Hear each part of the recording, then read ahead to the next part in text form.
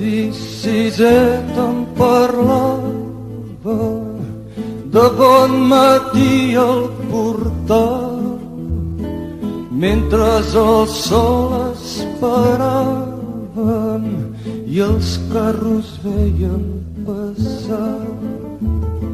Siset, que no veus l'estaca on estem tots lligats, si no podem desfer-nos-en mai no podrem caminar. Si estirem tots ella caurà i molt de temps no pot durar. Segur que tomba, tomba, tomba, ben corcada deu ser ja. Si tu l'estires fort per aquí i jo l'estiro fort per allà, segur que tomba, tomba, tomba i ens podrem alliberar. Però Siset, fa molt temps ja les mans se'm van escorxar i quan la força se me'n va, ella és més ampla i més gran. Ben cert sé que està podrida, però és que Siset costa tant que cops la força m'oblida. Torna'm a dir el teu cas, si estirem tots ella caurà i molt de temps no pot durar. Segur que tomba, tomba, tomba, ben corcada deu ser ja. Si tu l'estires fort per aquí i jo l'estiro fort per allà, segur que tomba, tomba, tomba i ens podrem alliberar. L'avi Siset ja no diu res, mal vent que se'l van portar. Ell qui sap cap a quin indret i jo a sota el portal. I quan passen els nous bailets estiro el coll per cantar el darrer cant d'en Siset, lo darrer que em va ensenyar. Si estirem tots ella caurà i molt de temps no pot durar. Segur que tomba, tomba, tomba, ben corcada deu ser ja. Si tu l'estires fort per aquí i jo l'estiro fort per allà, segur que tomba, tomba, tomba i ens podrem alliberar.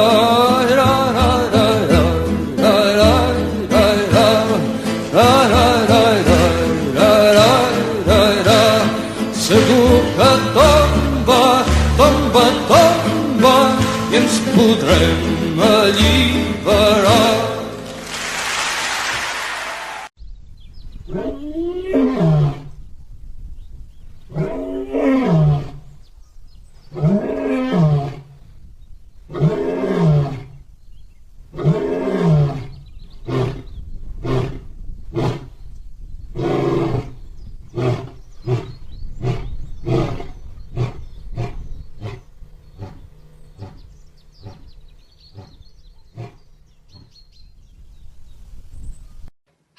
You. I love you. You superpower that you not unique, beautiful, fearless, be you. Allez. Bonjour à tous, nouvelle vidéo. On va traiter dans cette vidéo de la peur et éventuellement de ses conséquences, aussi bien sur le corps physique que dans l'esprit. Alors avant tout, on va commencer d'abord à définir la peur, ce qu'est la peur. Alors la peur, c'est quoi? C'est un sentiment d'angoisse que vous éprouvez face à une pensée ou une présence d'un danger imminent ou d'une menace. Et donc la peur, c'est une émotion. Alors il est normal d'avoir peur et vous verrez que dans cette vidéo, on va traiter qu'il y a deux possibilités qui s'offrent à nous quand nous ressentons la peur, car même s'il y en a qui ne l'avouent pas, tout le monde ressent la peur. La différence est de ce que nous en faisons. C'est-à-dire, est-ce que cette peur, quelque part, nous la combattons et nous allons au-delà, ou si nous nous laissons submerger par cette émotion. Et vous allez voir que les conséquences ne sont pas pareilles par rapport à cette émotion que nous éprouvons. Alors, pourquoi je fais cette vidéo? Tout simplement parce que nous vivons dans un monde où les actualités, les réseaux sociaux, vous savez, vous parlez aussi bien avec vos amis, vous consultez les réseaux sociaux, vous regardez un petit peu ce qui se passe dans les médias et finalement, on y voit beaucoup d'informations anxiogènes et on y voit quelque part que ce système, cette société entretient des peurs entre nous. Et on se demande s'il n'y a pas quelque chose de volontaire à entretenir ces peurs, surtout quand on en connaît ses conséquences. Alors il faut savoir que l'être humain n'est pas, ça vous le savez déjà, n'est pas le seul être sur Terre à ressentir la peur. Vous avez également les animaux. Donc en fait, tout ce qui vit peut éprouver ce sentiment d'anxiété face au danger. Et ce n'est pas exclusivement réservé aux humains. Sauf que les humains, peut-être par rapport à d'autres espèces vivantes, nous avons la possibilité, si vous voulez, d'aller au-delà de ces peurs. Alors moi, j'ai classé, si vous voulez, les différentes peurs qu'on peut ressentir en trois catégories. Alors bien sûr, ce n'est pas exhaustif, hein, d'autres le feront différemment, mais c'est ma manière un petit peu d'aborder ce sujet. Je vais dire, dans une première catégorie, j'appellerai les peurs contextuelles, dans une deuxième catégorie, les peurs événementielles, et dans une troisième catégorie, on y retrouvera des peurs inconscientes. Alors, on va commencer par les peurs contextuelles. Ce sont des peurs des émotions qui sont dues, si vous voulez, à des circonstances fortuites, des circonstances où en fait vous êtes surpris par un événement. Alors je vais vous donner un ou deux exemples pour imager cette forme de peur.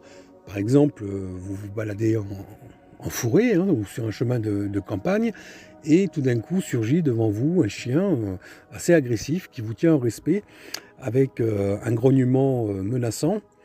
Et là, forcément, quand vous allez vous retrouver face à ce chien, vous allez d'abord vous immobiliser, la peur va vous envahir, et après, suivant les gens, comment ils vont traiter leur peur, vous allez avoir des réactions différentes. Premier exemple. Deuxième exemple de peur, ce que j'appelle contextuelle, vous êtes chez vous, en pleine nuit, en train de dormir, il est 2 heures du matin, et puis vous entendez quelqu'un frapper à votre porte. Donc c'est quelque chose d'inhabituel, parce que ce n'est pas quelque chose qui se produit d'une manière récurrente. Et bien sûr, la première réaction, si ce n'est l'émotion d'avoir peur, c'est vous demander ce qui se passe. Là aussi, c'est une peur contextuelle, c'est-à-dire quelque chose qui n'est pas prévu, quelque chose qui vous surprend. Et suivant les personnes, chacun aura une réaction par rapport à cette situation bien différente. Dans la deuxième catégorie, il y a ce qu'on appelle les peurs événementielles. On y retrouve par exemple, alors ce sont des peurs qui sont plus liées, si vous voulez, il n'y a pas vraiment de notion de temps. C'est-à-dire que vous n'êtes pas surpris par une situation particulière. Je vais prendre l'exemple de la mort. Alors, la mort, en spiritualité, on pourrait la définir comme l'âme hors. Ce qui voudrait dire qu'en fait, c'est le moment où l'âme quitte son corps. Alors bien sûr, les cartésiens réfuteront ce genre de coïncidence linguistique en disant que la mort, c'est la fin de tout. Et la mort, c'est vrai que dans notre société, l'image de la mort est assez négative, est assez sulfureuse, est assez dégradante, et ce qui fait que ça pourrait entretenir, si vous voulez, une certaine idée négative de la mort. En spiritualité, la mort n'est en fait qu'une transition sur un autre plan de vie. La différence, c'est que nous n'avons pas conscience, car si nous avons déjà vécu d'autres vies dans le passé, si nous avons connu d'autres incarnations sur ce plan, nous n'avons pas en mémoire, si vous voulez, les différentes manières dont nous sommes décédés dans d'autres vies. Nous n'avons pas en mémoire comment se passe la mort. Et comme nous n'avons pas en mémoire dans notre nouvelle vie de ces, on va dire, de ces morts passées, de ces transitions, nous en gardons pour une grande majorité une certaine crainte, une certaine angoisse, une certaine peur, sachant que de toute façon, nous finirons tous par passer par cet état de transition. Vous avez d'autres peurs événementielles qui sont par exemple plus liées à l'actualité. Par exemple, lors d'une épidémie, on peut avoir peur, si vous voulez, de contracter une maladie, un virus, qui aurait des conséquences assez néfastes, voire mortelles, sur le corps. Donc là aussi, ce sont des peurs événementielles, c'est-à-dire que vous n'êtes pas surpris par cet événement, mais c'est une probabilité que vous y soyez confronté, et ça peut développer chez certains des conséquences au niveau de cette émotion qui, je le rappelle, est à la base une énergie négative. Ça peut avoir des conséquences aussi bien sur l'esprit que sur le physique. Après, vous avez d'autres types de peurs, et je ne vais pas y passer une heure à en parler puisque je ne vais pas toutes les citer, mais vous avez la peur du rejet, la peur de l'abandon, la peur de perdre, si vous voulez, matériellement la sécurité que vous croyez avoir et ce que la société vous a, entre guillemets, offert ou vous a permis d'obtenir. Donc vous avez toutes ces peurs-là. La peur également de défendre ses idées face à une assemblée ou à un groupe de personnes qui pensent différemment. Donc là, il y a des personnes qui ne vont pas forcément s'affirmer par manque de confiance en soi par rapport à d'autres qui vont, on va dire, émettre des manières de penser différentes ou opposées aux nôtres. Et donc, pour éviter de se retrouver, si vous voulez, en infériorité, parce qu'on est dans une société où parfois le nombre aide à avoir raison, et il est difficile d'être seul, je ne dis pas contre tous, mais seul face à un certain nombre de personnes, et de défendre des idées qui ne sont pas partagées. Donc ça peut être aussi une forme de peur. Et puis, on va passer dans la dernière catégorie de peur, que moi je classerai... Je vais classer dans les peurs inconscientes, c'est notamment tout ce qui concerne les phobies. Alors les phobies, c'est vrai que c'est des peurs qui sont très difficiles à traiter pour chacun, puisque il faut en connaître l'origine, et des fois les origines de notre vivant ne sont pas forcément détectables, ne sont pas forcément analysables, c'est-à-dire qu'il n'y a pas, par rapport à ce que nous avons vécu aussi bien dans notre vie d'enfant ou dans notre jeune vie d'adulte, des événements qui pourraient expliquer les différentes phobies qu'on pourrait avoir. Alors, qu'est-ce qu'une phobie ? Bien, par exemple, vous avez une peur de l'eau. Peur de l'eau, peur de nager, peur de vous retrouver dans la mer ou dans une piscine, et vous ne vous expliquez pas, dès que vous vous retrouvez, si vous voulez, dans de l'eau, c'est la panique, la peur prend le contrôle sur vous, et vous êtes complètement paniqué dans cet état.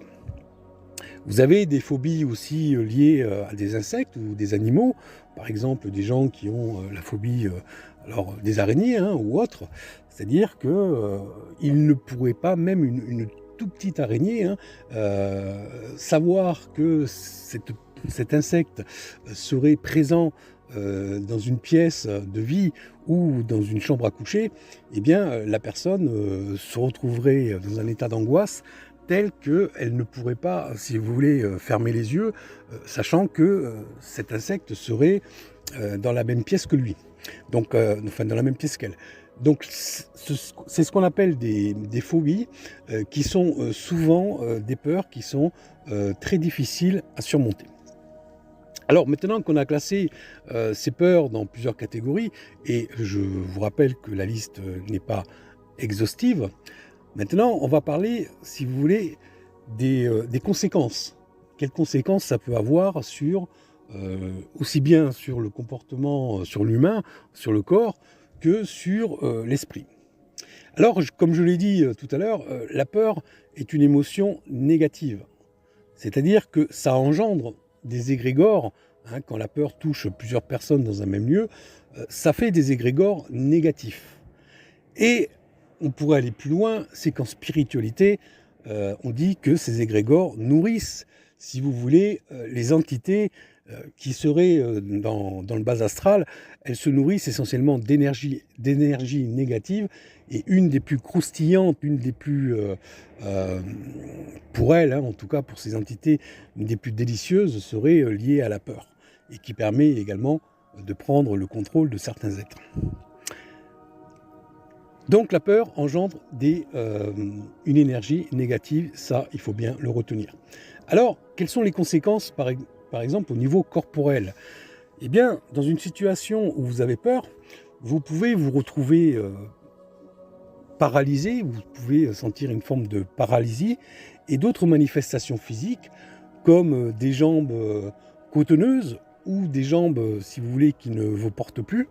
C'est-à-dire que vous avez l'impression que vous ne pouvez même plus faire un pas, vous êtes complètement paralysé, avec l'impression que vos jambes ne vous portent plus du tout.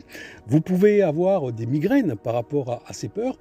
Vous pouvez aussi ressentir au niveau de la gorge, une gorge très sèche, hein, c'est une des conséquences physiques de la peur. Avoir également envie de vomir. Donc vous voyez, il y a différentes, on va dire, conséquences négatives sur le corps. Et au niveau de l'esprit, la peur entraîne souvent des sentiments de panique, de perte de contrôle, de perte de confiance en soi. Et je voudrais dire que ce qui est opposé à la peur, c'est le courage. Et le courage, même si il annule pas le danger qui est présenté, qui se présente à vous, il permet quand même de mieux l'appréhender, de mieux l'affronter. Donc les conséquences de la peur sont multiples, et notamment sur, par exemple, aussi les défenses immunitaires. Et ça, c'est très important. Les défenses immunitaires, vous savez, ce sont des défenses naturelles du corps qui permettent, si vous voulez, de réagir par rapport aux agressions extérieures, que ce soit des agressions bactériennes ou autres, ou de virus ou de microbes, enfin bref, tout type d'agressions qui peuvent vous rendre malade. Ces défenses immunitaires sont là comme les protecteurs de votre corps. Et si la peur diminue ces défenses immunitaires et aussi diminue votre énergie, cela veut dire quoi? Cela veut dire que tout simplement, vous vous retrouvez exposé à un éventuel danger. Alors quand je parle de danger, ce n'est pas forcément lié à la mort, mais en tout cas un danger d'attraper, de contracter une maladie, de contracter des pathologies qui peuvent, si vous voulez, vous mettre dans un état de faiblesse. Donc, il est important, quand nous avons des sentiments de peur, de pouvoir les surmonter. C'est un peu, si vous voulez, la vision du verre à moitié plein, c'est-à-dire qu'il y en a qui vont voir le verre à moitié vide et le verre à moitié plein. Tout est question de pensée positive ou de pensée négative. Et c'est un petit peu la clé pour surmonter les peurs. Je vous ai dit tout à l'heure que ce qui était opposé à la peur, c'était le courage, le dépassement de soi. Alors ça passe souvent par quelque chose qu'on a vu dans une des vidéos qui est postée sur cette chaîne, ça passe par la confiance en soi. Si vous voulez combattre ce sentiment de peur, cette émotion, qui est une émotion, je le répète, naturelle de ressentir la peur, il faut, après, c'est un travail sur soi, et qui passe par la confiance en soi, il faut la dominer.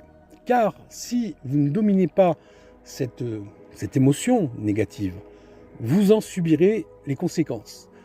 Par exemple, si vous avez une personnalité qui n'est pas affirmée, donc là vous manquez un petit peu de confiance en vous et que vous vous retrouvez toujours en présence d'autres personnes, des personnes qui vont en fait avoir l'habitude et qui vont détecter chez vous la possibilité d'imposer leurs idées, leurs points de vue, et dès que vous allez essayer de faire partager vos idées qui ne sont pas forcément les mêmes, vous n'allez pas réussir à vous imposer parce que vous manquez de cette confiance en soi. Alors, qu'est-ce qui se passe? Eh bien, nous vivons dans ce monde-là aussi dans un monde de prédation. Et prédation, on va dire, intellectuelle. C'est-à-dire qu'il y a des gens qui vont profiter, qui vont détecter chez vous ce manque de confiance en soi, cette peur, si vous voulez, de vous affirmer ou de défendre des idées, car vous êtes peut-être à ce moment-là en position de minorité ou autre, et donc ils vont détecter cette possibilité, tout comme prédateur, de vous passer dessus, de vous dominer. C'est un peu, si je prends une métaphore, c'est un peu l'image du lion ou de la lionne et de la gazelle, c'est-à-dire que la gazelle a peur, elle se met à courir, donc elle donne quelque part beaucoup de force à la lionne qui est derrière et qui va essayer de la rattraper pour en faire son repas. Eh bien, c'est un peu la même chose en ce qui concerne cet exemple que je vous ai donné au niveau relationnel, au niveau de l'intellect, où il y a des gens qui vont subir en fait toute leur vie, que ce soit sur un plan relationnel, sentimental ou professionnel, qui vont subir toujours l'influence intellectuelle, idéologique des autres, sans pouvoir vraiment s'affirmer. Et donc ça va être, si vous voulez, c'est une forme de soumission, c'est une énergie négative qui va en fait cloisonner votre vie, qui va vous empêcher d'avancer et vous vous sentirez un petit peu comme dans une prison. Alors, combattre ces peurs, ça passe bien évidemment par une connaissance de soi, par une estime de soi, et aussi par essayer par un dépassement de soi. Dépassement de soi, c'est ce qu'on appelle le courage, c'est-à-dire aller au-delà de la peur. Par exemple, je reprends l'exemple que j'ai cité tout à l'heure, si vous vous retrouvez devant un chien lors d'une promenade qui vous grogne et qui est agressif, tout le monde vous dira, enfin en tout cas ceux qui connaissent les chiens, ce qu'il ne faut pas faire. Il ne faut surtout pas se mettre à courir, puisque là vous allez donner cette force au chien et le chien va forcément vous poursuivre. Et en plus, la plupart du temps il court plus vite que vous, donc il finira par vous rattraper. Pourtant, c'est la réaction primaire, c'est à quoi on pense immédiatement quand on vit ce genre de choses, c'est-à-dire essayer de disparaître, d'effacer le danger qui se présente devant nous. Et la solution la plus simple, c'est la fuite. Sauf que là, dans ce cas-là, ce n'est pas forcément une solution. Ça peut marcher dans d'autres cas, mais dans ce cas-là, ça ne marche pas. Alors, qu'est-ce qui se passe? Eh bien, les gens qui arrivent à garder le contrôle, puisque vous l'avez vu dans les conséquences psychologiques, la peur vous fait perdre aussi le contrôle de vous si vous ne la dominez pas. Les gens qui arrivent à prendre le contrôle, à se dépasser, eh bien, vont surmonter cette peur et vont faire face à ce danger. Et en faisant face, il est possible que ce chien, finalement, ne vienne pas vous attaquer, qu'il va se calmer. Pourquoi? Parce que cette énergie négative qu'il sent au départ chez vous, elle va disparaître. C'est-à-dire que vous n'allez plus nourrir cette énergie négative de son côté.